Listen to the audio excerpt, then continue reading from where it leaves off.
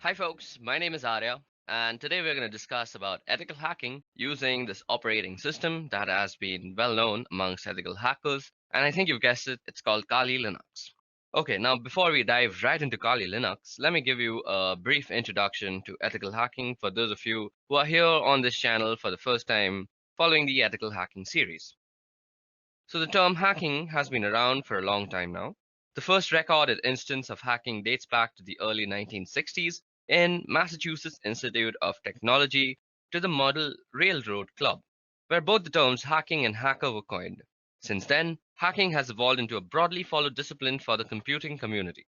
Now, hacking is the process of finding vulnerabilities in a system and using these found vulnerabilities to gain unauthorized access into the system to perform malicious activities ranging from deleting files to stealing sensitive information. Now, hacking is illegal and can lead to extreme consequences if you're caught in the act. People have been sentenced to years of imprisonment because of hacking. Nonetheless, hacking can be legal if done with permission. Now, computer experts are often hired by companies to hack into their systems to find vulnerabilities and weak endpoints so that they can be fixed in the end. Now, this is done as a precautionary measure against legitimate hackers who have malicious intent. Such people who hack into a system with permission without malicious intent are known as ethical hackers, and the process is known as ethical hacking. So now that we know what exactly ethical hacking is and who ethical hackers are, let's move over to the hero of our video today, and that is Kali Linux. Now, Kali Linux is a Debian-based Linux distribution aimed at advanced penetration testing and security auditing. Kali contains several hundred tools which are geared towards various information security tasks, such as penetration testing, security research, computer forensics, and reverse engineering. Kali Linux is developed, funded, and maintained by Offensive Security, a leading information security training company. Now, Kali Linux was released on the 13th of March 2013 as a complete top-to-bottom rebuild of Backtrack Linux, adhering completely to Debian development standards. Kali Linux is specifically tailored to the needs of penetration testing professionals, and therefore all documentations are actually addressed to them in knowledge of and familiarity with the Linux operating systems in general. Now, as you guys might also know, that Kali Linux is basically any Linux distribution that comes preloaded with a bunch of penetration testing software. Now, some might argue that Kali Linux is not really necessary, but well, it does save you a lot of time if you're a penetration tester. Aside from saving a lot of time, there are a number of reasons that you should be using Kali Linux for. Now, let's go over the reasons one by one. First of all, Kali Linux has more than 600 penetration testing tools included. Now, every tool that was included in Backtrack did not actually make it to Kali Linux. A great number of tools are simply not added because they do not work or because they duplicated what other tools did. So now you have a bunch of tools that serve a specific purpose and they are basically not cluttering up your computer with duplicates and useless tools. The second reason that you should be using Kali Linux is because it's free and it always will be. Now, Kali Linux, like Backtrack, is completely free of charge and always will be, and you will never have to pay for using Kali Linux. The third reason is an open source Git tree. Now, Kali Linux is committed to the open source development model, and the development tree is available for all to see. All the source code which goes into Kali Linux is available for anyone who wants to tweak or rebuild packages to suit their specific needs. Then, another reason for using Kali Linux is a wide-ranging wireless device support. A regular sticking point with Linux distributions has been supported for wireless interfaces. Kali Linux has been built to support as many wireless devices as you can possibly think of, allowing it to run properly on a wide variety of hardware and making it compatible with numerous USB and other wireless devices. More adventurous users to customize Kali Linux to their liking all the way down to the kernel, which brings us to the kernel now. And the last reason, according to me, that you should be using Kali Linux is because custom kernels and patched for injections. So as penetration testers, the development team often needs to do wireless assessment, so our kernel has the latest injection package that allows you to do so with much ease. So these were 6 reasons as to why you should use Kali Linux. And you can find a lot more reasons on the Kali documentation, so you can go through them if you want. Now, this brings us to the main agenda of our video today.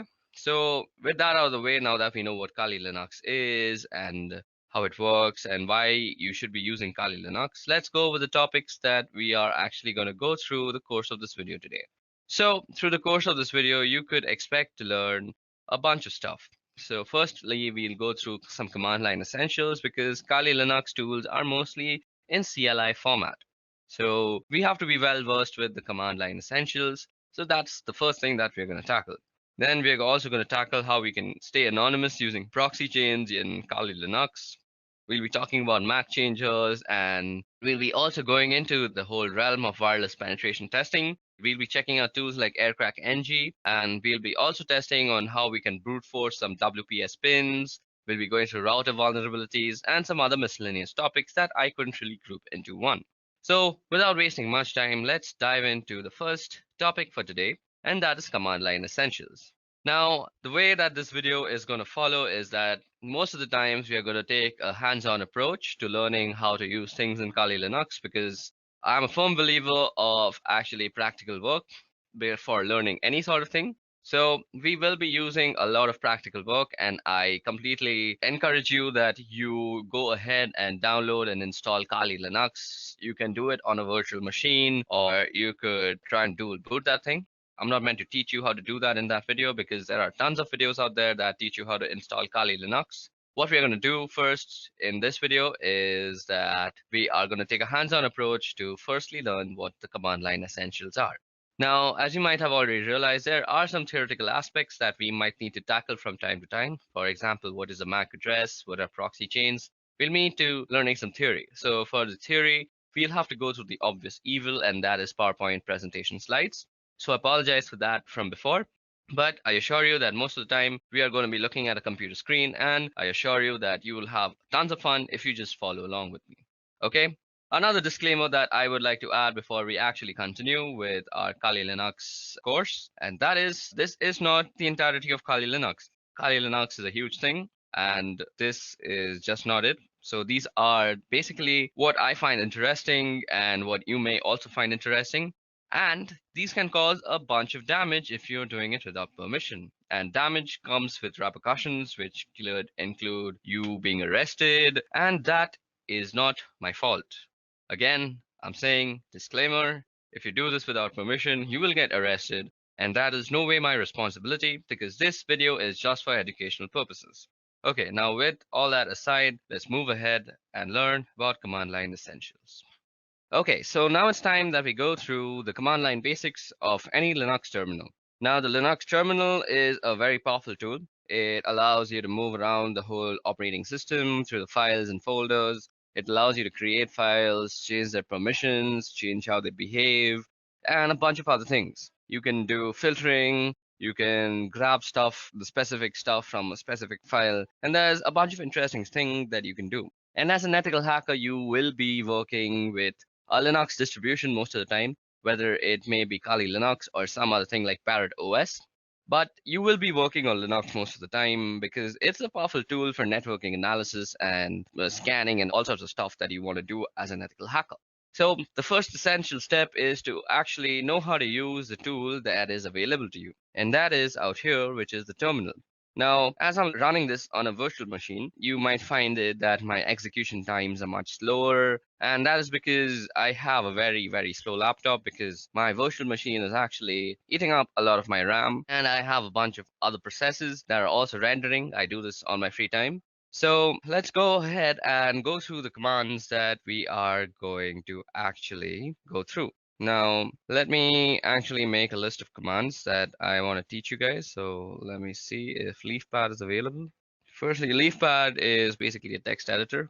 So the first command that we are going to start off with is cd. Now, cd stands for change directory. Now, at this moment, we are in the root directory, as you guys can see. We can print the current working directory with this thing called pwd, and that is a current working directory, as you see. It's called root. And suppose we want to change our directory to the home directory. So all we have to do is cd, which stands for change directory, as I just said, and specify the path. Now cd/home. Okay, so once we're in home, I want to make a list of commands that are used on the CLI that I want to teach to you guys. So what would I do? I would firstly see if any files are available that I can edit. Okay, so these files are available, but let's create a new file for ourselves. So firstly, let's do nano list.txt. Now what nano does is nano will open up a small command line text editor. Now command line text editors are very much used by ethical hackers because they save a bunch of time. If you're always switching between GUI and command line because you'll be doing a bunch of stuff on the command line, and suppose you want to write something, you're always switching to GUI, it's a waste of your time, and you want to save time as an ethical hacker. So you can use this thing called a command line editor, and it can basically do most of the stuff a GUI editor would do. Now you say nano and the name of this file. So nano basically has created this file now, and it has opened up this new fresh window which overrides the command line that we were in, the bash. And this is the place where you can actually edit what goes into the file. Now let's see the list of commands that I'm going to teach you. I'm going to teach you ls. ls will be the list of files. We did cd. We saw a pwd, so that was the print working directory. We'll be looking at how you can copy stuff with the cp command. Then we'll be looking at mv, which is basically move. Then we'll be looking at cat, and that's an interesting one. And also less, which is another interesting thing. Then we'll be looking at grep, which is actually used for grepping or grabbing things from files that you might want to see. You'll see what I mean in a short while. We'll see echo, which probably does what you think if you have any experience with Linux. Then we'll be doing touch, and we'll be doing make dir, which is make directory. And then we'll do in chown, chmod. Then one of the most dangerous commands has rm. And then you can do man plus help. Okay. So these are the list of commands that we are going to go through in this part of the video. So suppose I was making this video and I wanted to save this somewhere. So if you see down here, there are a bunch of options that are shown to you. Now this caret sign might be not what you're thinking, that the shift 6 one, it's not shift 6. It's actually a control. So caret is control, and then G of course means G. So if you go control G, it will actually get help. Now what we want to do is save the file, and that is control O, and that is write out. So what we want to do is say control O, and now it's going to say if we want to name the file list.txt, and we want to name the file, and it says that we have written down 15 lines. So that's how you save a file. Now all we want to do is exit out of here. Okay. So first let's go ls and let's go through whatever there is. So ls shows us the list of files that are there in that directory. Now ls can also show you the list of files in a directory with the paths that you specify. Like if I say ls var, it'll show me everything that is in var.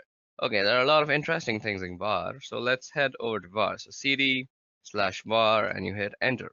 And now we are in the folder var. So now to actually demonstrate how powerful ls is, we have a few flags. Now to see the flags of any command, you can just do --help universally throughout the Unix command line. So out here you see some information that is kind of tough to read, but if you go on top and scroll out here, you'll see all the flags that you can use with the command, that is ls, and how you can use them. So you can see what to use and you can read a little bit about it.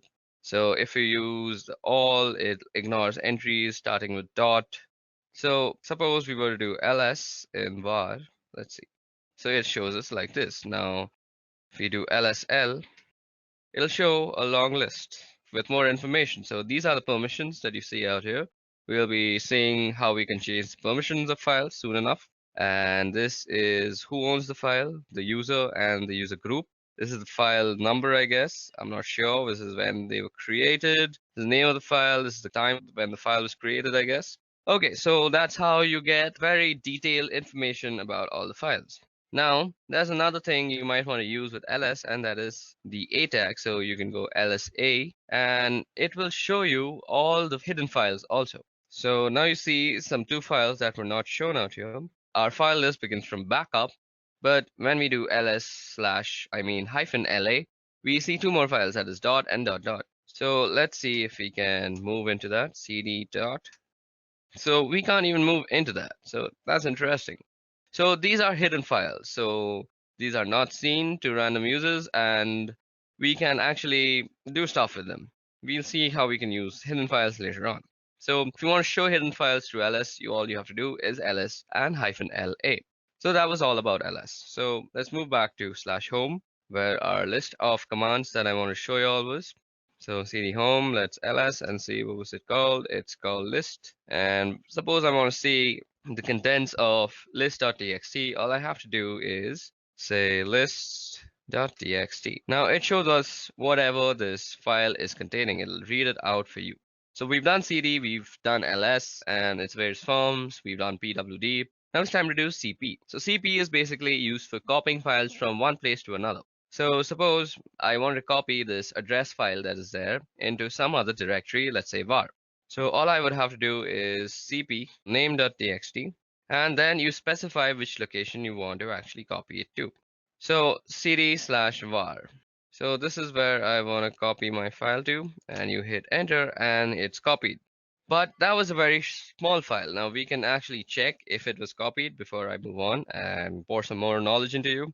So let's go into var. So cd/var, hit enter, and you're in var again, and you see ls, and now you see a name.txt. So let's remove name.txt from here because I want to copy it again and show you all a difference between a flag that I'm going to use right now. So the hyphen and letters that you use are called flags technically in the Linux terminology. So let's go back to home. Now, instead of the name of the file and moving back to home just like I did, you can type out the complete name of the file out here. So you could have gone cd/home/name.txt and copy it to /var. But this time what we're going to do is we're going to use the -v, which is basically used for a verbose output of whatever you're doing. So most of the commands that we're going to using will have a -v with them.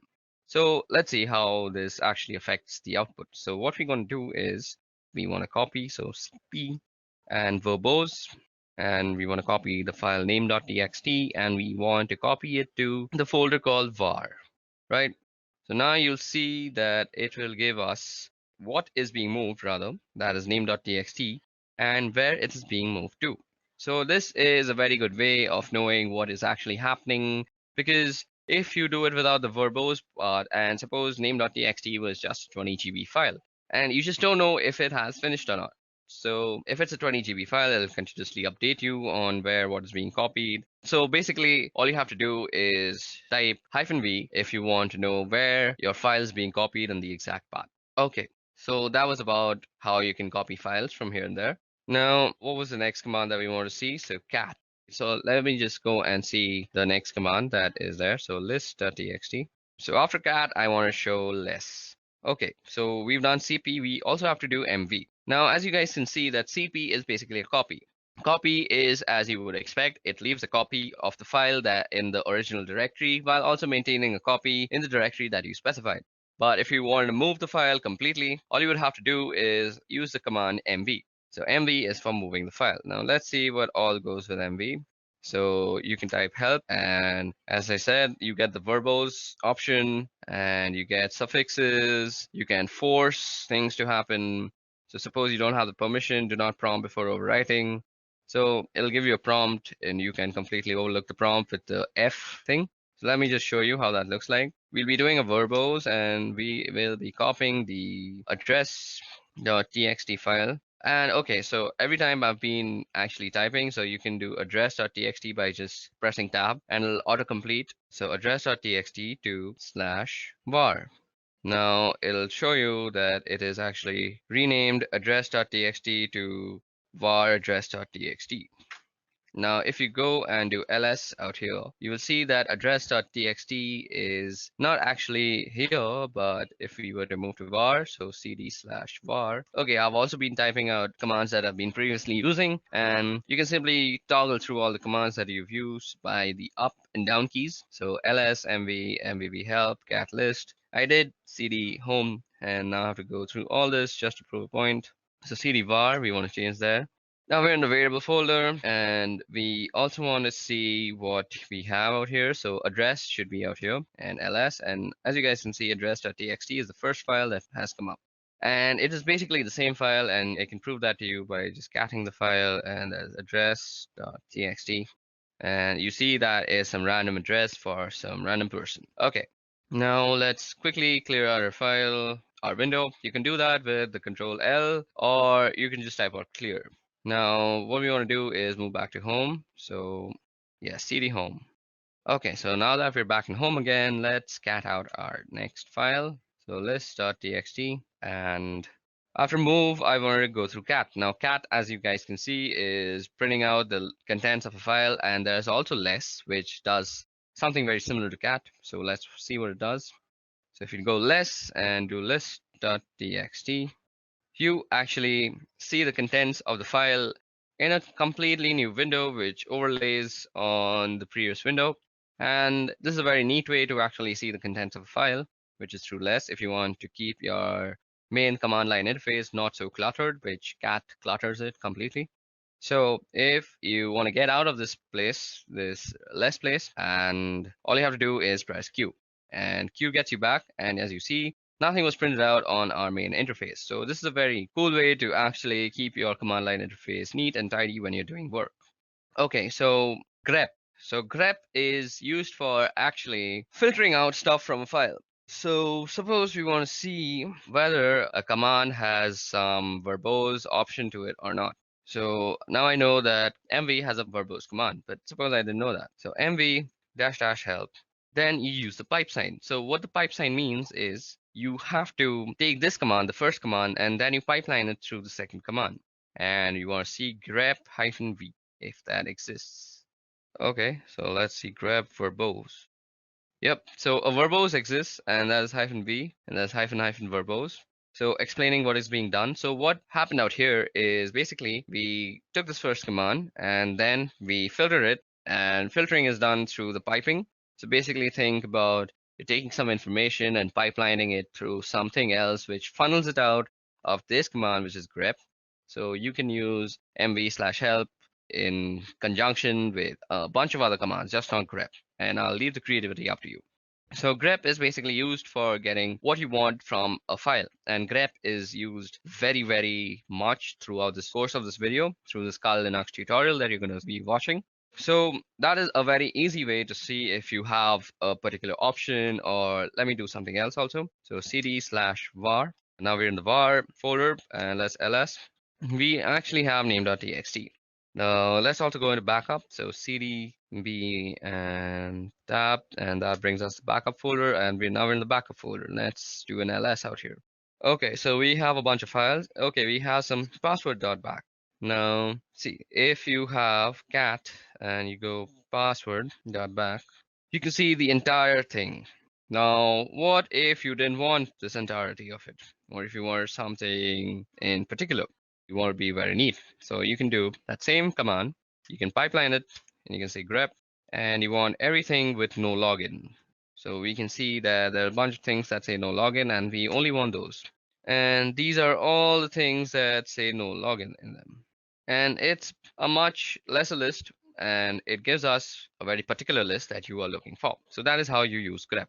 So now let's head back to home. Okay, I typed that wrong. And again, let's see what the next command is. So now let's start txt. So we've done grep. We now have to do echo. Echo and then touch. Okay, let's go back. Q. We press Q and we get out of there. So what did I have to teach again? I'm such a dummy. We have to do echo. Okay, so what is echo used for? So suppose you were to say echo and open quote hello world. It would basically do what command says, and that is echo whatever you say. Now it'll say echo hello world, and that will basically echo whatever you typed out in the quotations, that is hello world, spelled very wrong. Okay, now suppose you want to actually put this into a file. So you could do echo hello world, let's spell it properly this time, and you want to insert it into a file. We had a phone number, I guess, phone number.txt, yep, and we can echo it into that thing. Now that was done. Now let's see what is phone number.txt. Phone number.txt, and it says hello world. So you can basically input text into a certain file with the echo command, and that's how you do it. Okay, now let's also see how you can make directories, and that is with the make directory command. So okay, we also have to do touch before that, I forgot. Now touch is used for quickly creating files. So touch, you could say touch and then the file name. So we can create a name file again, name.txt, or that will create a name.txt. Let me just show it to you, lsl, and we have a name.txt. We can also create multiple files with touch, and we could say file1, file2, and file3. So like this, you can create multiple files, and let me just ls that out and show it to you, lsl. And we have file1, file2, and file3. Now we can also create a directory. So make dir and the name of the directory. So suppose you wanted to save all your movies in one directory. Say make directory movie, and now you have a directory called movies. And you can also move into movies. So cd movie. Okay, so that's how you create directories, and you can move into them with the change directory folder. Now let's see what the next command was. So cd and dot dot. So with cd dot dot, you can move back to the previous folder if I'm already not told you that. And since we're in movies, we can just go back to home with cd dot dot after. Now let's see what else is there. So cat list.txt. And okay, now ch-own, chmod. Now ch-own will be a little tough to show because we don't have any sort of other user out here. The root user is the only user that we have on this VirtualBox that is set up. But if you want to change the ownership of a file, let's say, so you can see the ownership of a file through the lsl command, and you see that root and root. So this is the owner name and this is the owner group, and they're mostly the same thing. So our next command that we're going to actually see is called ch-own. So let's see how ch-own is actually used. Ch-own is used for changing the ownership of a file. So I actually don't remember how to use ch-own. So if you actually don't remember or you're getting stuck somewhere, just use the help function. So if a command line argument is symbolic, so let me just go through this once. So this is how you use it, owner and then colon group. Okay, and then the file name. So you go ch-own, and then you want to say the name of the owner and the group you want it to belong to, that is root and root. And then you specify the name of the file. So suppose I want to change file1. Now it already belongs to root and root, so it doesn't really matter because I don't have any other username to actually change the ownership to. So this is how you would normally change ownership. So let me just show you where you can see the ownership, and that is ls-l. And out here, the root and root you see on file1 is basically this is the owner and this is the owner group. They're normally the same thing and the same name, but if you had some different owner like a guest, you could change it by actually using the ch-own method, the command. Methods are different things. I always get confused because of the programming. Okay, now the next command that is left is called chmod. To actually show you how chmod works, let me show you an interesting file. So suppose, let me just do this once. Okay, now echo. What we want to echo is, let's echo hello world. And let's put that in quotation, and we want to put this in test. Now, once we've done that, let's ls, and we see that we have a test file out here. And we want to move test to test.sh. So test.sh is the executable file that is used in bash scripting. So we move test to test.sh, and the way you actually execute bash files on your command line is with the dot and the slash. So you say dot slash, and if I press T and I press tab, you see that there is no options that's coming up. That is because test.sh is not an executable file. So test.sh is don't have the executable permission. So let me just show that to you. ls, and you see test.sh. It doesn't have the executable. Now you see movie, it is executable. I don't know why, it is a directory, so it is an executable. You can move into it. So it's blue in color. So the way you actually can make this an executable is by changing its permissions. So the way you do that is chmod, and basically you change it to an executable. So +x, that is making an executable. If you do +r, it'll make it readable, and if you do +w, it'll make it writable also. So if you do +x and do test.sh, and now you go and do lsl, you'll see that test.sh has become green because it is an executable file now. And now if you do // and you press T, you get test.sh if I press tab. So now it is an executable file, and if I execute it, it presses out hello world onto my screen. So that's how you can use the chmod, or which is basically the change of permissions of files. And we'll be changing permissions of files throughout the course of this video. It'll be very useful for us, and you'll see as we go along with this video. Okay, so the next thing that I want to show you all, only two are left, and I remember those now, and it is RM. And RM is used for actually removing files. So you should be very careful while using RM or any sort of removing command on a Linux system, because once you remove something, it is very difficult to get it back and it's almost near impossible. It's not like Windows where it's basically just disappeared in front of your eyes, but it's still there in the memory, cluttering it all up. That's why Linux always trumps Windows. That's one of the reasons. I'll make a video on that later on. But for now, let's focus on RM. Now, we can remove file 1. So let's see. So file 1 is going to be removed. So if we ls now, you see file 1 doesn't exist. But let me show you. RM, and if I do movie, it'll say cannot remove movie is a directory. But if you go into the help menu, I bet there will be a option that you can just forcefully remove it. So rm force will just remove. So rm/r, and you can do movie, and it'll recursively remove everything. And if you go here and do lsl, you'll see that there is no movie directory anymore, and that is how you can remove movies. Now that prompt that you see out there is actually a safety measure, because once you remove a directory and it's not retrievable, that's a very sad scenario, and you don't want to get yourself in such a scenario in whatsoever possibility. Okay, moving on, so on and so forth. That was all about the RM folder. Now you can do RM and the address of anything. So RM, I know we moved an address.txt, so into the var folder, we can go rm var and address.txt. And that will remove address.txt from the folder of var. Let me just show you that worked. So cd var and ls, and you see that there is no address.txt out here. Okay, another way to get help for any command that you want is man, and suppose you want to see about rm. It'll show everything about RM that is there to show to you. It'll show you how to use it. It'll give you a description, synopsis, the name, remove files or directories. It's a very useful way. So out here you see this is a manual page. So that is what it means, man. And you can press line 1 or H, or you can press Q to quit. So that's very much helpful.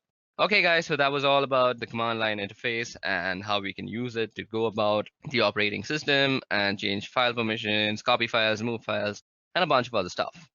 Now it's time to get on with the interesting stuff, and that is, firstly, we're going to be learning how you can actually stay anonymous with proxy chains. Okay guys, so now that we are done with the command line basics, it's time that we move forward with proxy chains. So before we move forward with proxy chains, let us head back to our PowerPoint presentation and see what exactly proxy chains are. Okay, so proxy chains.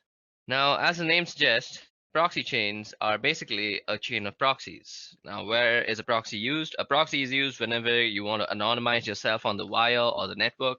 You do not want to know, or you do not want your others to know what the source IP address was for your client system. And to do this, all you have to do is send your packets through a bunch of intermediary systems, and these intermediary systems carry the packet out and they transmit it to the target system. And this is much slower, and let's see how we can use this in Kali Linux now. In combination with Tor in order to anonymize traffic, not only on web browsing traffic, but rather instead on all networks related traffic generated by pretty much all your applications. But you can also change this in the settings.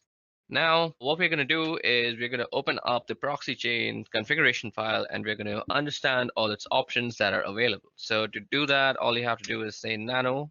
You go into the etc folder, and then you go for the proxy chain.conf.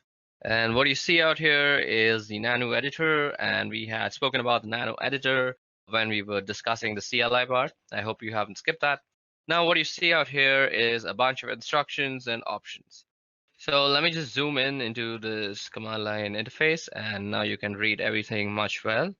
So what proxy chains is, well, it gives you the ability rather to route your traffic through a series of proxy servers and stay anonymous in such a fashion by hiding behind them or by having them forward your requests, so it looks that on the other side that your requests are coming from them as opposed to you. Now, surprisingly enough, there are a large amount of these proxy servers out there that you can use, but they're not very stable. They go up and down and they're not very fast. So for specific targets, they can be useful, but not for brute forcing and not for any sort of computing attack. So suppose you're doing something to a certain target. If you're trying to log in or you're already logged in, you can definitely do it through proxy chains. And it will be reasonably fast and reasonably stable as well. But if you're doing some sort of mass scanning or you're brute forcing a password or something of a kind of a proxy chain with a list of proxies selected from the internet, especially the free proxies, it's not going to work. I mean, it's going to work out eventually in a technical sense, but it will consume more time than you can spare. And by that, I mean it can be a very, very long time. It can take about months or two to do a simple scan. So that's not an option. And there are other ways of doing that, but for the time being, I just want you to know how you can use proxy chains and how you can configure it. And actually, because it's really useful and I use it fairly often, and a lot of people do, and it's a fantastic piece of software. So first off, we have the types of proxies. So you see HTTP, SOCKS4, and SOCKS5. Now, there are fundamental differences between these protocols, and you always want to find yourself a SOCKS5 proxy as that's the best possible one, and that has the ability to anonymize all sorts of traffic. HTTP, well, as the name it says, it's for HTTP traffic, and SOCKS4 is very similar to SOCKS5, but it does not support IPv6 protocol and it does not support UDP protocol. So this can be SOCKS4 and it can be rather problematic, and you always want to make sure that you're using SOCKS5 wherever and however. Anyway, down below, you have these other options, which we will go over. So basically, how you enable these options is that you don't need to type some complex lines of code or anything of any kind. Basically, all you have to do is just delete the hash out here. Let me just show you. So suppose we wanted to actually activate dynamic chains option. So all we have to do is delete the hash. But let's put in the hash right now. So after you delete the hash, all you have to do is save the file and the option is enabled. This hash presents a commented outline, meaning that the system reading this will ignore if there is a hash, and if there isn't a hash, it will take it into consideration and interpret it accordingly. Anyway, what we have here are statements which allow us to specify how we want our traffic to be routed. So first off, we have dynamic chain. Now, dynamic chain is a sum and is an option which you will find people using the most. It is most commonly used option and a preferable one too at that. And honestly, I think it's the best one out there, primarily because it's the most stable one. And here's why. Now, suppose you have ABCD proxies. So those are some servers with IP addresses, with open ports. And if you have a strict chain policy, which is enabled on this computer right now, as you see, if you have a strict chain policy, we can only be able to access any site on the internet in general by going through ABCD. So you have to go through all of them, and you have to go through them in that specific order, that is ABCD. And that's not always a good thing. I mean, if you're paying for 5 proxies, that's not a problem because they will always be operational and they will always be up. And why not? That's not a bad idea or an option. But there are, however, people who use proxies for free and they don't tend to pay for them. Why would you pay for like 5 proxies for a simple scan or something of that kind? They're not free and they cost money and they're rather expensive also. But still, I mean, the act of paying itself identifies you and kind of diminishes the amount of anonymity you have on the internet. So some complex payment methods can still be used to actually anonymize yourself, but it's fairly simpler to just use a dynamic chain. So firstly, we're going to go ahead and uncomment the dynamic chain option, and we're going to comment out the strict chain option. So strict chain will no longer be used, and I will be using dynamic chains. And one more thing to note here is that if you want to use proxy chains in combination with Tor, if you want to route all your traffic through the Tor network, not just web traffic, you must be enabling dynamic chains. I mean, there is a chance that it will work with strict chains, but due to the instant instability of Tor nodes, it is highly unlikely you will need dynamic chains, and that is why I'm using them. Anyway, if you're using dynamic chains, just give you the ability to go from ABCD to your desired destination by not having to adhere to any order. So let's say C is down and you would go a B, D, and it would work with no problems. Even if B was down, you would go to a D and you would go and still reach the destination. So as long as one single proxy is functional, it's going to work and you don't require any specific order to do it down below. Now down below you have some other options too. So first is random chains. Now random chains in effect are basically the same thing as resetting your service. I mean, if you're resetting your Tor, you will be now assigned a new IP address. I mean, Tor assigns you a new IP address every 10 minutes or so. Anyway, with the random chain, you can specify a list of IPs, and then you can tell your computer, okay, I want you to try and I want you to connect to this point. And every time you connect, every time you transmit a packet, I want you to use a different proxy. And we can do that as well. And that's one of the options definitely. And you can say, okay, use this is phone 5 times and then change to another one or some kind of like that. There are a lot of options to specify there, primarily the chain length. Anyway, down below there's quiet mode. You don't really need that. Then that's proxy DNS request no leak from DNS data. This is very important. You cannot have any DNS leak. And let me explain to you what DNS leaks are. And even though somebody cannot get your particular IP address, they can get the IP address of the DNS server that you are using. And that DNS servers do is resolve the main domain to the IP address and vice versa. So for example, if you typed in youtube.com, the DNS server of your local ISP provider will resolve that into some sort of IP address that YouTube has, and it will make a request. No problem. And you do not want that happening because your local DNS server will be discovered, and that is information that can be used in order to figure out your personal IP address. And when that is done, your physical location is pretty much compromised, and that's a no-go. And you definitely need proxy DNS here. It might slow you down a bit, but without that, you're practically not anonymous, and it's just a matter of time before somebody finds you.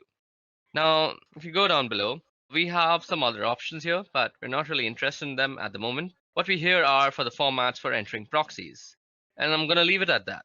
So what you see out here is first the type of the proxy, that is SOCKS5, then the IP address, then the port number, and then two words, that is Llama secret and then juice to hidden.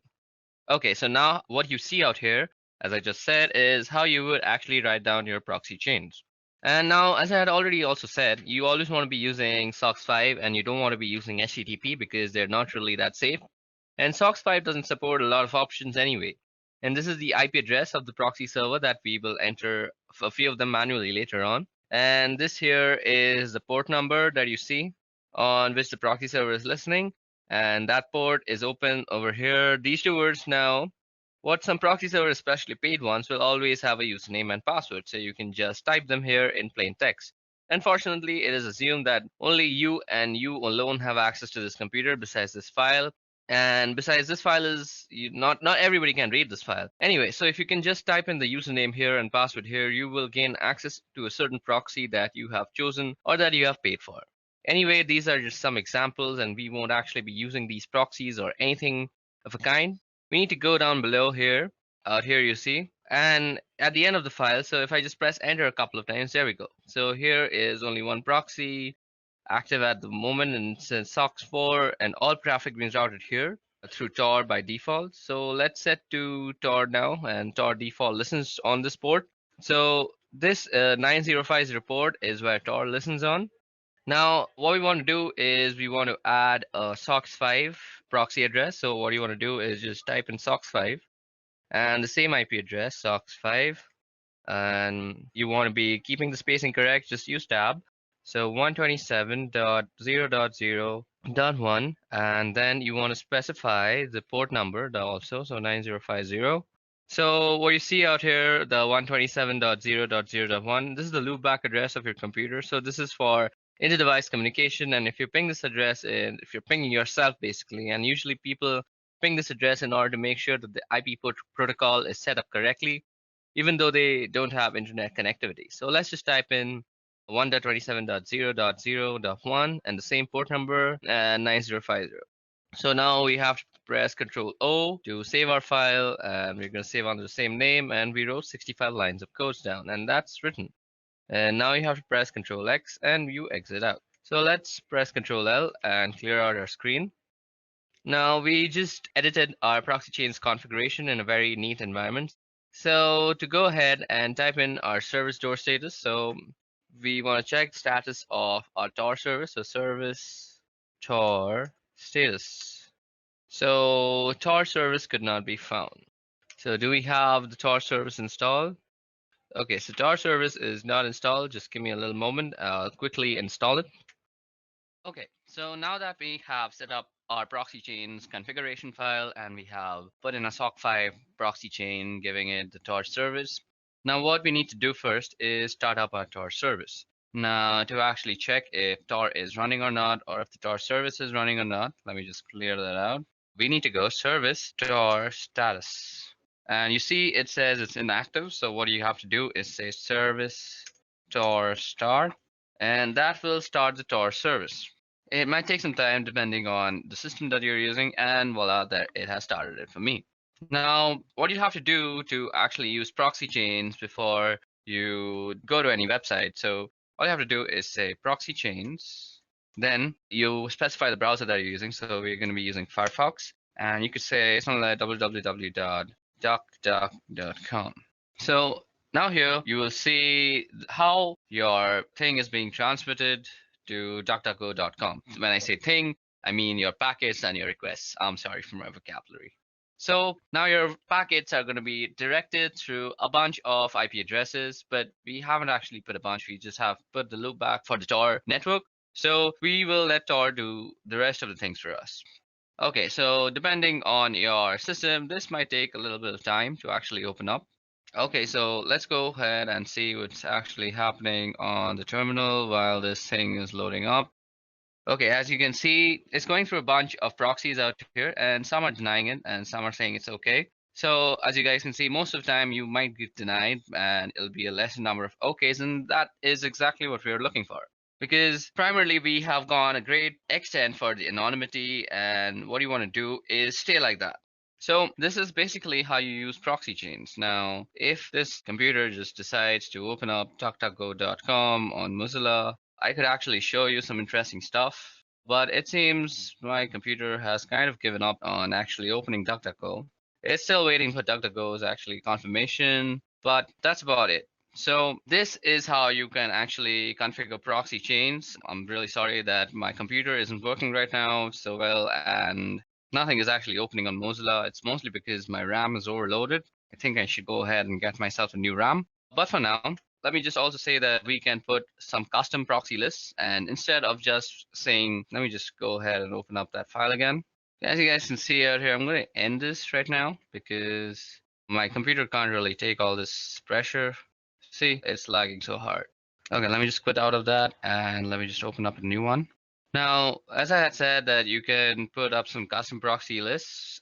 Not really going to do that, but let me just show you how you can do that. You go nano and you go etc and proxy. So you basically have to go into the proxy chain. Okay, so I think I have to put this again. Yeah, now if you just go in and edit out here, all you have to do is set up dynamic chains, and you can go online and search for free proxy lists, and that'll give you everything with the port number to the IP address. Let me just show it to you. Free proxy server list. So all you have to do is search for a free proxy server list, and you can see out here the proxy type is HTTPS, and you basically want to find a SOC5 proxy. To find SOC5 proxies, just add that into your keyword. And once you find those proxy addresses, all you have to do is take down this IP address and followed by the port number, and you go ahead and just put it down in this configuration file, and then you hit Control O and you just save it, and then you just go back. So that was all about proxy chains and how you can set up proxy chains to make yourself very anonymous. I'm sorry, the whole Mozilla part didn't work. That's the sad state of my computer. But moving on, let's go ahead and study about Maccangers. Okay guys, so that was all about proxy chains. Let's move ahead to Macchanger. Okay, now before we go into the tool called Macchanger, let's just see what a MAC address is. Now, MAC address actually stands for Media Access Controller Address of a device and is a unique identifier assigned to a network interface controller for communication purposes. Now, MAC addresses are used as a network address for most IEEE 802 network technologies, including Ethernet, Wi-Fi, and Bluetooth. Now, in this context, MAC addresses are used in the medium access control protocol sublayer, and as typically represented as MAC addresses are not recognizable as 6 groups of 2 hexadecimal digits each. Now, these are separated by a colon, and the first 3 hexadecimals are actually the organizationally unique identifier, so they actually represent your vendor, and the next 3 hexadecimals actually represent your network card uniquely. Okay, so when you are actually on a network, you are recognized on something called an ARP table. Let me just show you the ARP table, how you can see it. Let's go in. So the password is root. So an ARP table is basically an address resolution protocol table, and well, this is a virtual machine and it doesn't really know many machines on the local network. But if I were to go on my Windows system and show you my ARP table, let's see. Okay, so if I show you the ARP table of my Windows machine, on any machine that has a TCP/IP protocol suite installed, you will have this command that is working called ARP, and you give the -a, and now you see that your IP address or somebody else's IP address is actually mapped to a physical address. Now, the MAC address is very commonly used in the ARP protocol, And this is how you are actually identified on a network. Now, sometimes what you want to do is be unknown on this network. There are various reasons why you want to do that. Let me just give you an example of a very malicious reason that was done in my college. So we as students would actually change the MAC address of our own computer to the professor's computer. So we would somehow look up the professor's IP address and then come to know about his MAC address. And then we would spoof our MAC to be his MAC address. And then we would do some sort of malicious activity on the college internet. And then the internet administrators of our college would come to know that that MAC address is doing some sort of malicious activity. And that MAC address would get permanently banned for that session on the college network. So basically, our professor would not be able to use the wireless projectors that he would use to actually show us his presentations. And we'd end up getting a free class. Now, I am not actually promoting any sort of bad activity like this. I have just experienced this in my own college life. So that was something. But there are many other reasons that you might want to spoof your Mac. Now, Macchanger is an amazing tool for actually spoofing your Mac. So first of all, how do you come to know your MAC address? So let's see, you go 𝐹config, and this will give us our MAC address. Now, this address that you see out here is the MAC address of this machine. So you can also check out the MAC address by going Macchanger. Then let's type in the help options, and this will show us how to get the MAC address. So if you see, there's a show flag. So we can go Macchanger, and you can put the S and then you put the interface. Now the interface is where it's working. So 𝐻0 is where we are actually getting. We don't want the loopback one. So 𝐻0, and this will give us the MAC address. So our current MAC address is 080027. Let's see if that was the same one shown. Where is that MAC address? Okay, so ether 080027. So I'm sorry, this was the MAC address. I selected the wrong thing. What I was showing you is the IPv6 address, and you can see that's very, very long. So this is our MAC address. Now, what you might want to do to change your MAC address, well, let's see. With V, we can get the version. With S, you can show. We can do the E. And as I said, if you remember that the first 3 bits is about the vendors, so you can also get the vendor list by going -L.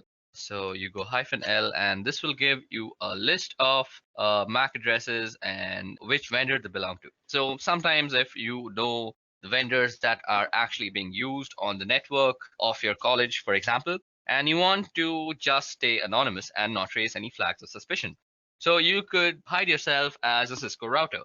So suppose your college was using all sorts of Cisco routers, and you decided that today I'm going to spoof myself as a Cisco router and I'm going to screw around with the network. So it would not raise any flags before you actually decided to do some malicious activity. In some deeper inspection of your MAC address, people would actually realize that you are actually spoofing the address. And after some investigation, they would indeed take some time to actually reach to you and how you spoofed it. But the point of changing your MAC is not raising any flags. And that is exactly what you should try to do. So Macchanger is also very useful for getting the list of all the MAC addresses and their vendor IDs. Now let me just clear the screen out quickly. So we go clear, and let's bring back the help.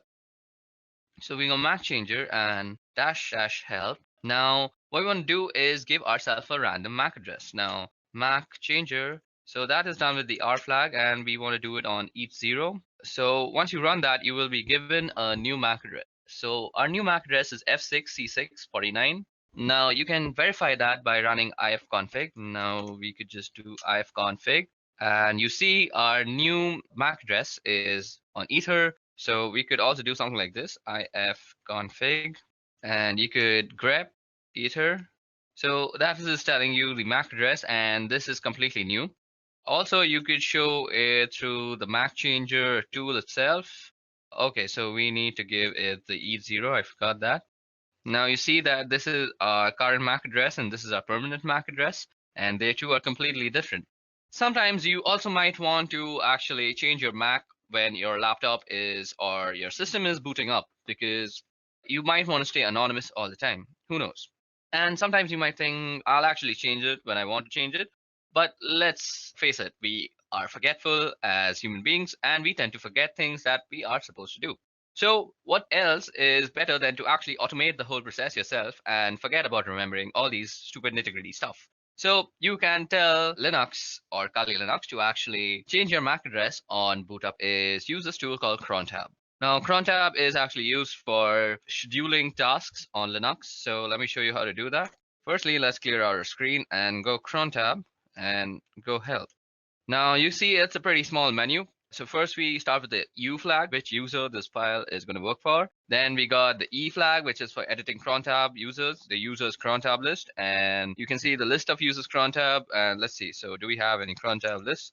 So there is no cron tab at this moment, so we can set up one for ourselves by going to the E. Then there's the R, which is delete users cron tab. And I want to tell you all, be very careful when deleting anything of that sort, because once you delete something from Linux, as I've already said, that it is very, very difficult to actually retrieve it back. You might get fragmented pieces of what you had actually deleted, and that will only leave you with sadness and devastation. Now, what you want to do is go through cron tab and press E, and this will bring us to select an editor. To change, later run select editor. So we'll do with nano. So what you have out here is the readme file of cron tab, and if you read this entire thing, you will get how to use cron tab completely. But if you have any sort of doubts even after reading it, you can leave them down in the comment section below.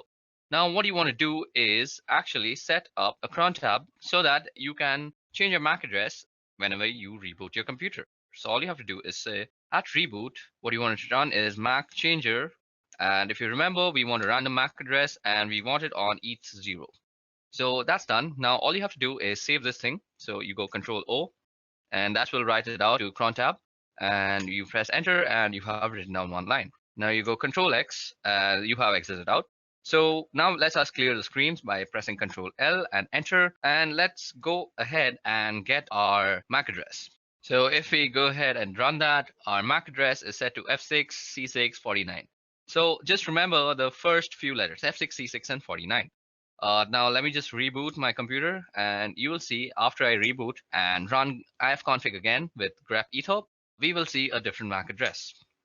Now, rebooting might take some time because I'm actually using a virtual machine, but till now it's given problems with the Firefox, but let's hope this won't take much time. Okay, so now that our computer has booted up and we have actually opened up our terminal, let's go in and type ifconfig and let's get in our ether, that is the MAC address. So if you remember the MAC address, now you see that it has completely changed. And that's how you can spoof your MAC address on your local network. And this will basically help you in staying anonymous on our protocols and anything that actually maps your IP address to the MAC address. Okay, so that was all about Macchangers. I'll meet you in the next section now. So in this section, we'll be talking about wireless encryption protocol cracking. So that is basically Wi-Fi cracking. Now, Wi-Fi in today's day and age uses pins or passwords to normally encrypt their data usage. Basically, if you want to access the wireless access point, you need a password or a pin to actually gain authorization. Now, this authorization is done using a four-way handshake, which we will try to capture using a tool called aircrack-ng. And then we will try to crack into the password using a wordless generator called crunch. Now you can use aircrack-ng to crack WPA and WPA2. There's also another protocol called WEP or WEP, and that is not normally used these days. If you find anybody using that, you should always advise them to actually upgrade to WPA or WPA2, because WEP is actually very easily cracked in these days, and people are generally punished for using WEP by hackers all around the world. Okay, so now you can actually go ahead and go into a terminal and type ifconfig to actually look at your network card name. As you guys can see out here, it's called WLO1. So the first step that we need to do to actually go into the process of Wi-Fi cracking is set up our network access card or our access point into monitor mode. So as you guys can see out here, after typing ifconfig, it shows me that my Wi-Fi access card is WLO1 interface. Now, our process of cracking passwords is pretty simple. What we want to do is actually monitor for all sorts of access points that are nearby to us. Once we have chosen the access point that we want to actually penetrate into and find the password, what we want to do is run an arrow dump scan on it, and then we will try and de-authenticate any device that is connected to that access point. Now, one assumption out here is that the password is saved in that device and it will automatically try to re-authenticate itself with the access point. And we want to catch and log this re-authentication process, which will actually have a four-way handshake between your device and the access point. So this is basically the procedure we are going to follow. Now, another thing that you need to know before actually using this process to gain any access to any Wi-Fi is that you need to know a little bit about what the password is. Maybe it could be the length, or it could be something like a specific character at a specific place. Maybe you know a series of characters. So you just can't really guess the password out of thin air. That is not how cracking works, unless you have some unlimited potential of processing power. In that case, you can very well brute force it and just find the password. But if you're not somebody who has unlimited processing power and you're trying to use 𝐴𝐵𝐸, you need to know a little bit about the password. Also, before we proceed with this wireless encryption protocol cracking, what I want to say is if you want to get into somebody's Wi-Fi network or you want to actually test for vulnerabilities, it's better that you test for router vulnerabilities than actually cracking a Wi-Fi password, because you're more likely than not to find more router vulnerabilities than actually successfully crack a Wi-Fi password if you don't know anything about it. If you don't know anything about the password, just go ahead and run some vulnerability tests on the router itself, and more often than not, you will just find something you can abuse.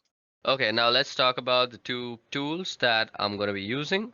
Now, these two tools, one of them is already installed on Kali Linux, but if you're not using this on Kali, you can also use this on any Linux-based system. So what you have to do is download and install 𝐴𝐵𝐸, which is easily installed with the command apt-get install 𝐴𝐵𝐸. And you also have to install this word list generator called 𝐶runch. Now, 𝐶runch is easily downloadable by just Googling the name, and the first link will be a SourceForge link, and all you have to do is go inside that and install it. And once you figured out how to install 𝐶runch, you can make sure that it's installed.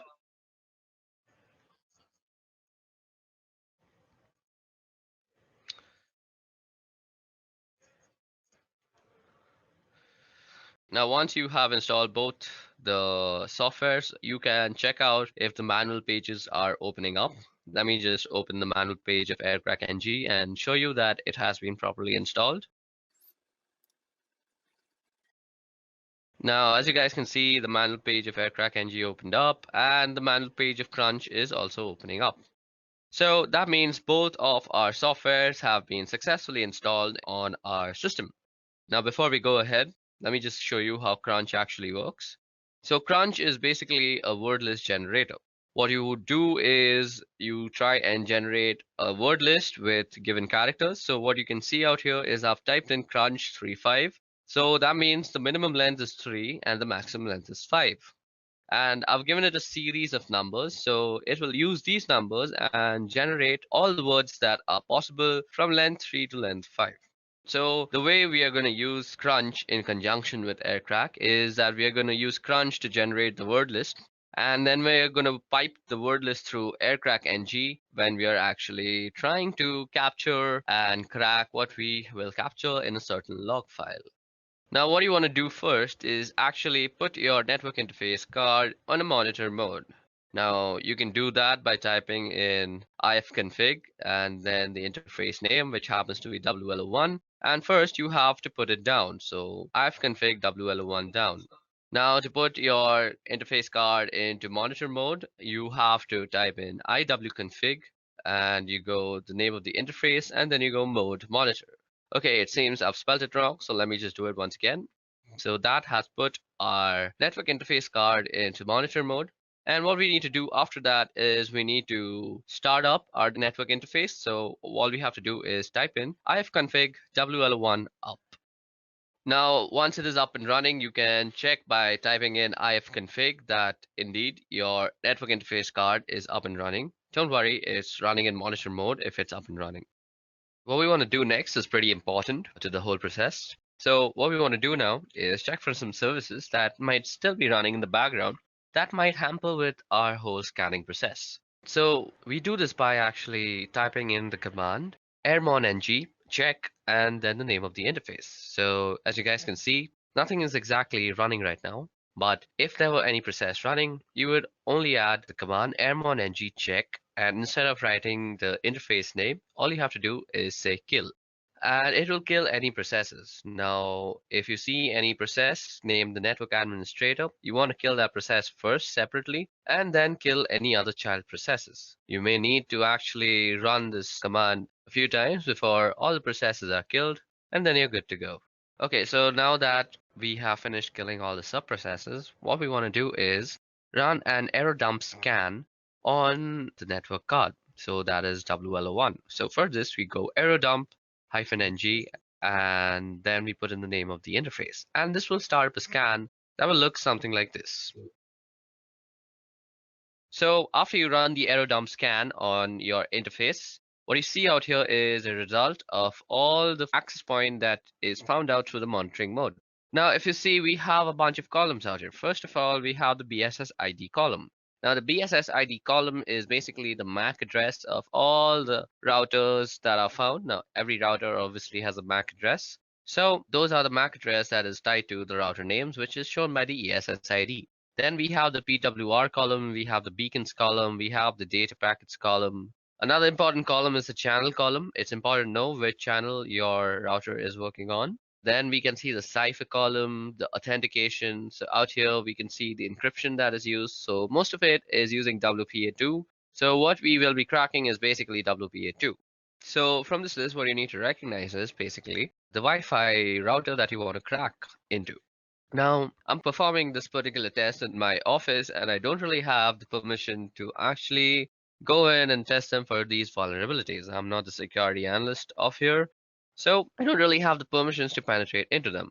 So what I have done is I have run a similar test at home using my own Wi-Fi, and I will show you the results for that. But for this working example, you will see the scans that I'm running in this office. So as we intend to stay ethical, what we are going to do out here is we are going to capture whatever we find in our office for only educational purposes. But when we are doing the actual cracking step, that is the last step of this whole procedure, I'll be running it on a file that I had generated at home, as I just said, because I have permissions to do whatever I want with my own Wi-Fi and passwords. Okay, so for this example, I'm going to pick this Wi-Fi that is called Edureka Wi-Fi, and it's running on channel number 6. So what we want to pick from here is the BSS ID and the channel number. We need to remember these two things. First, the BSS ID, and second, the channel number. Now, what you want to do after that is open up a new window on your terminal and log in as root. Now, what we want to do here is run a separate error dump scan on this specific BSS ID and check for all the devices that are actually connected to this access point. Now we do this by running the command error dump ng, and while we're doing this, we also want to capture all the scan outputs that we actually get into a certain file. So we'll be actually storing it in a file called capture, and then we just have to pass in the BSS ID and the interface. We also have to specify the channel. So let's see what the channel is one. So the channel is channel 6. So that's what we want to do. And we specify the channel with the -c flag.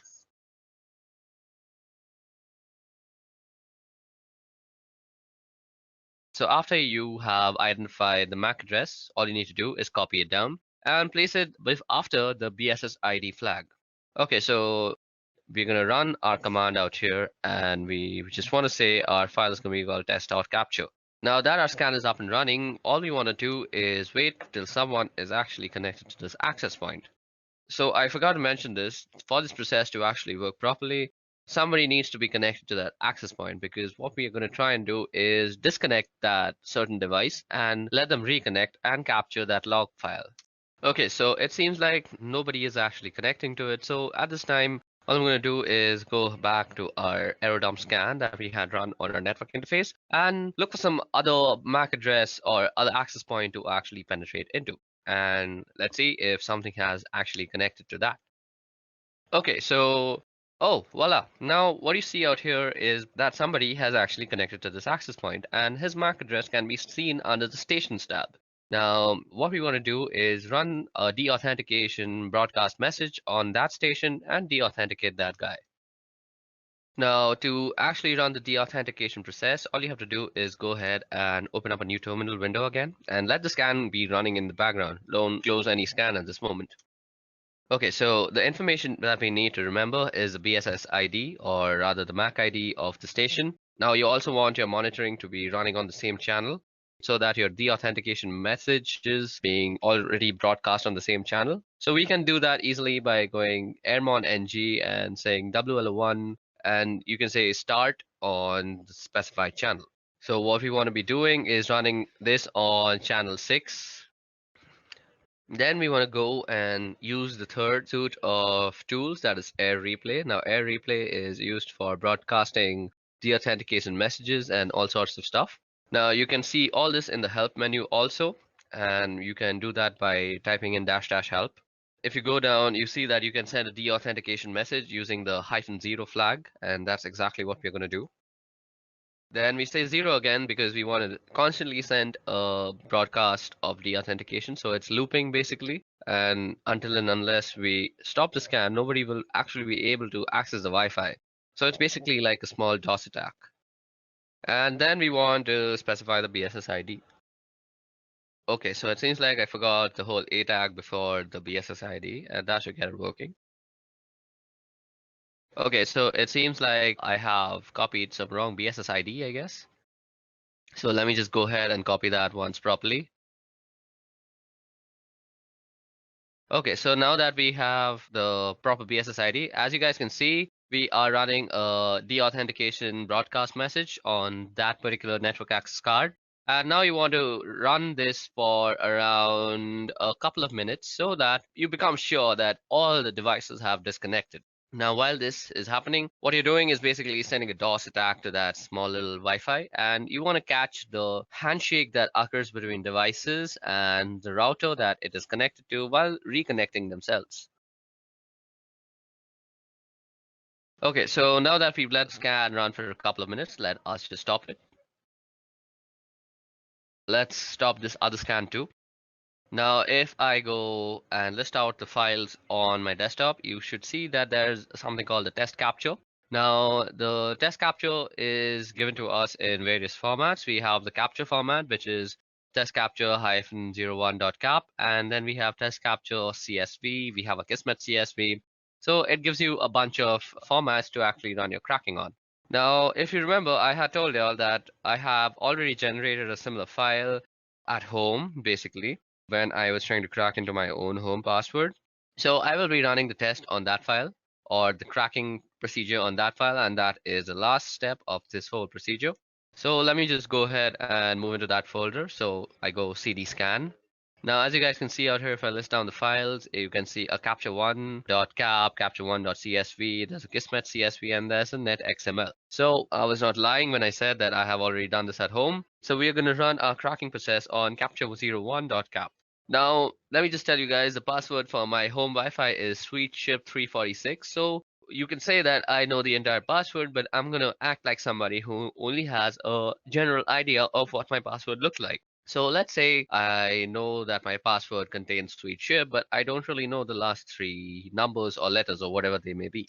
Okay, so we are going to use Crunch once again to generate a list of words that might include sweet ship 346. And let me just open the Crunch manual for once. Now, if you go down in the Crunch manual, what you'll see is the -T.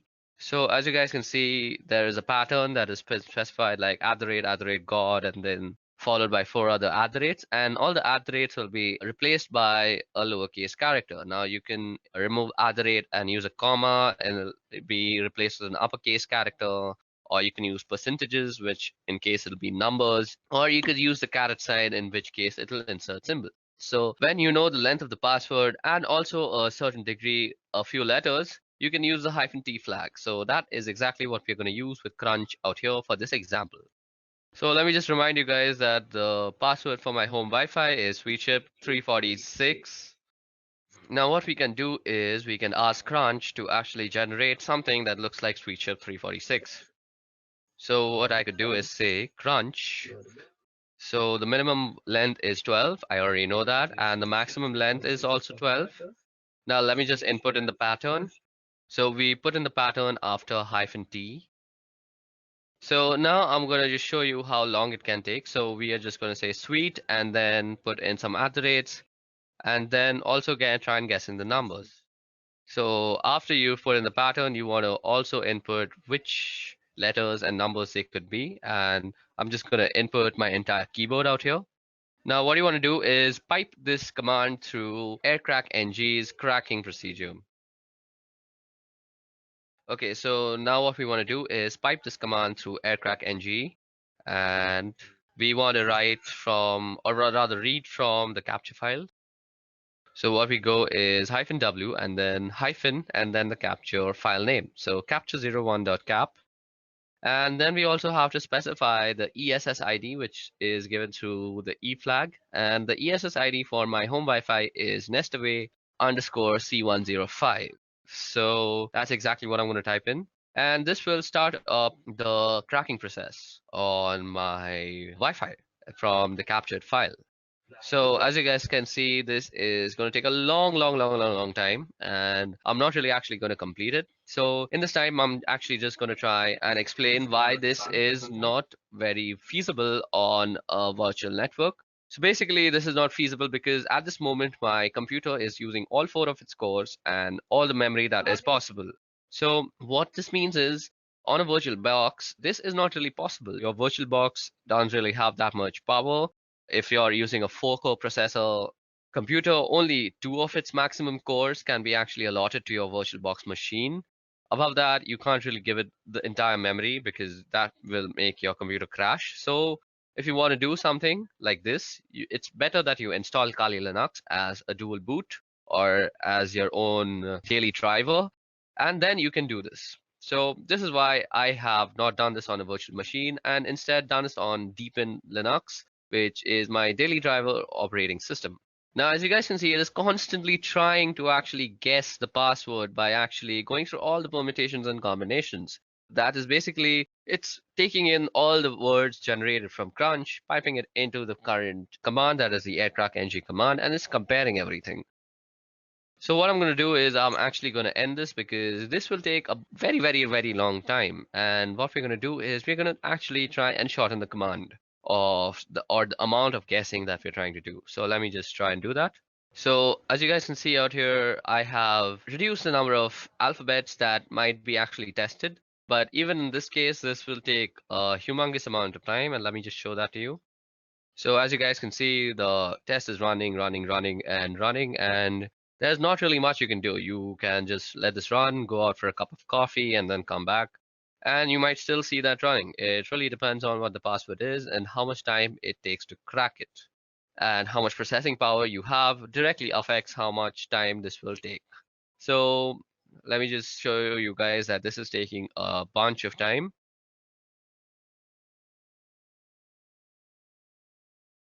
Okay, so now that I have fast forwarded a lot into the scan, you can see that I have tried almost 2127608 keys. So that's more than 1,000,000 keys. That's 2,000,000 keys that I've tried. So, and it still hasn't reached SweetChip 346. So what we're going to do is, just to show you for demonstration purposes that this procedure actually works, let me just shorten our guessing even more. So what we want to do is this time we want to just guess the numbers. So we will modify our command accordingly. So we just put in SweetChip and let the algorithm just guess the 346 part. So we're going to remove the alphabets from the guessing scope also. And as you guys can see, the password is almost immediately guessed because only 456 keys were tested. And as you guys can see, it shows that the key was found and it's SweetChip 346. Now, let me also show you that it works with the guessing of letters, just because I don't think I've justified that letters are also guessed and not just numbers. So let me make it just guess the P part. That is sweet she, and then it should guess P and then 346. So let me just show you that. And as you guys can see, it guesses it almost immediately after just going through 15,000 keys.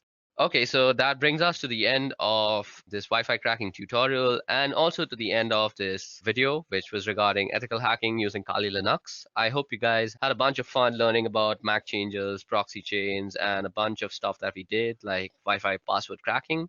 I hope you practice these procedures and methodologies that I've taught you only for your own educational purposes and not use it to harm anybody or do anything harmful with it, because let me just tell you very seriously that you can be prosecuted by the law. So let's end this video on a good note by saying please practice this for only educational purposes. Until then, goodbye.